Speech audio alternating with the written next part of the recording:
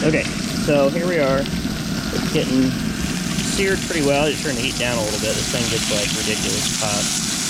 Alright, so here's what I mean by caramelization. It's got a little toast to it almost. I almost got it too hot. But it's going to have good flavor.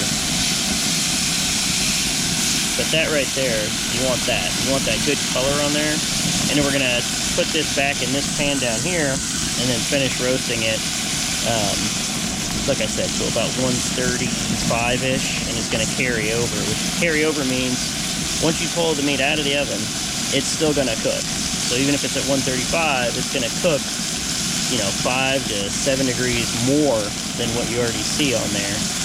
Then you want to let it rest, in which the reason you do that is if you cook this, you got to imagine all the, basically the fluids inside here are cooking very, very fast. Like they're moving around very rapidly, which cooks the meat from the heat.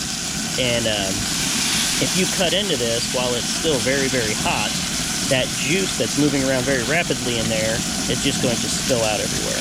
So you want to let this sit. Resting means you just let it sit here for a little while.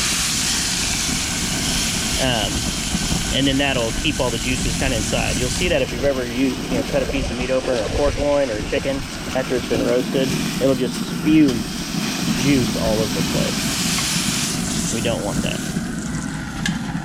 Alright, so shut this off. And this is what you come up with. Got a nice color on it.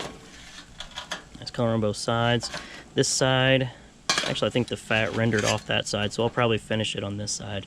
But yeah, let it rest and then slice it. You can see these lines. That's called the grain.